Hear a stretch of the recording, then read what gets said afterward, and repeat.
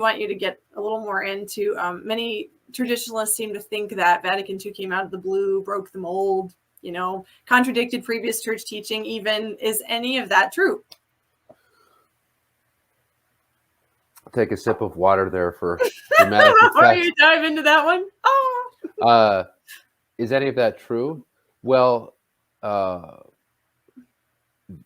it different from every other church council in history? Was it just like so erratically, did it just pop up because it was 1960, or was it in the works, like a continuation of Vatican I? Their names are even joined. It really wasn't in the works.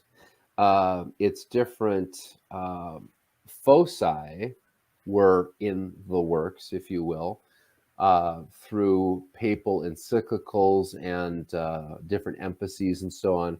As far as the liturgy goes, this liturgical movement, as I said, had been long-standing, many, many decades old. That didn't come out of a vacuum. There was great pent-up expectation in the post-World War II period that liturgical reform would be executed, but how? Nobody knew that Pope John was going to call a council, and nobody knew that this council's first priority would be the reform of the liturgy, because up to that point, the way that things had been changing liturgically was mostly by papal or Vatican mandate. Yeah. Okay, so now you had all the bishops together, not just the Pope, making a mandate, and they are together and they form a constitution on the sacred liturgy in which they lay out principles for the reform. It's a constitution, and then the work of the reform would be handed over to basically a group of committees. Okay, they were called the concilium. And so the bishops of the church, under the headship of the Pope at an ecumenical council guided by the Holy Spirit, say, here are the principles, now execute this reform. So one of the principles that I mentioned was that there would be greater participation, active, conscious participation on the part of all the faithful. Okay, but there were many other things. Language, it said the vernacular languages may be used, but the Latin was to be retained.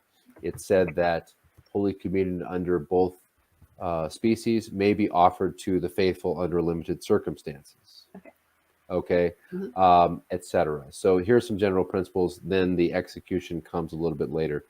I think that the argument that that was a modernist or quasi-Protestant, ideologically unfaithful work may be countered by pointing out that the votes of the bishops were, the number 2,000, it was like 2,100 bishops in favor voted yes, and 4 bishops voted no.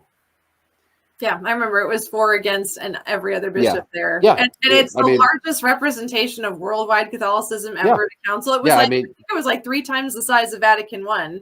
Enormous. So it's like they've never even been able to all get together like that before. It's like that was an accurate representation. Yeah. The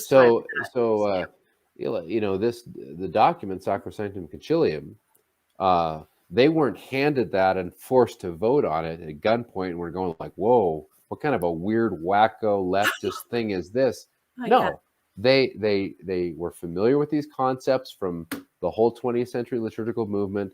They're familiar with these principles. They put them into a document, and you want to talk about unanimity? Wow. Yeah. I think that's over 99% agreement.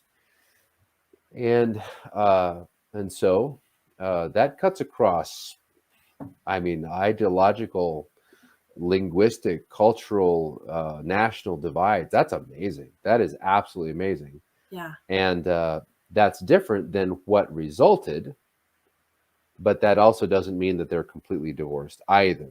What the work of the committees did in giving us the present missal, only slightly revised since 1970, 69, 70, there were bishops who voted for Sacrosanctum Concilium, and then they said, well, this isn't what I had in mind. This is false. But it's not their place. They did their job. Now go home and let the Pope take it from here, which is exactly what he did. Awesome. Okay. Well, because one of the things I do know a little bit about is that one of the big issues with Vatican II is that how they covered ecclesiology. And that was actually something that was on the roster to be discussed and sort of pronounced on at Vatican I. But because the war happened and interrupted it, they basically did not get through everything they were going to. So that was just picking up where the last council left off. It was totally planned, to be treated. It just hadn't been done yet. So that was the novelty. The first Vatican Council, as you say, ended early because Garibaldi showed up and said, "I'll give you 48 hours to get out of town." Yeah, and so then it's like, oh, I guess the council's over. Oh my God. In any case, that's a simplification, but you get the point, Right. So it's 1962 and it's the jet age, and people can safely and quickly fly from wherever they want in the world, to Rome and be together. And there's not a war going on, and we can spend a few years discussing very important matters. But their first priority was liturgy. Isn't that amazing? Yeah, that is really significant. And that also tells you that it's like the bishops listen. They listen to the people. They know what's going on. And so they're coming from all over going, well, this definitely needs some attention. And everybody's like, oh, the mass was fine. We don't need to, when traditionalists talk like that, you're like, well, you're blowing off like the whole church. I mean, not only that, but if everything was fine, then why in the world would virtually every bishop say, let's change it?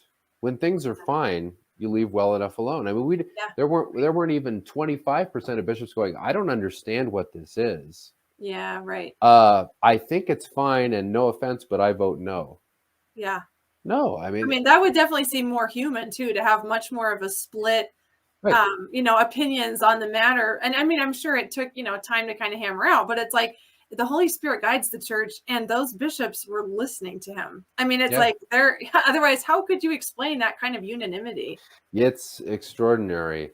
Again, you would even think that there would be more that might just say, I agree with this idea of reform in principle. I'm not against the scholarship behind it or anything like that. I just don't think now is the time.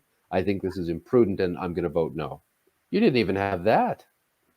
Right. It's quite remarkable. So, if I may say so, to people who would consider themselves to be traditionalists, and I use that as opposed to traditional. Everybody should be traditional, but traditionalist means desiring to go back to that which existed before the council. I would say the votes for Sacrosanctum Concilium demonstrate almost universal dissatisfaction with the status quo, and you want to go back to the status quo. Well, if all of those people who lived it day in and day out for decades and knew nothing else were almost 100% dissatisfied with it, maybe there's something there to consider. Yeah.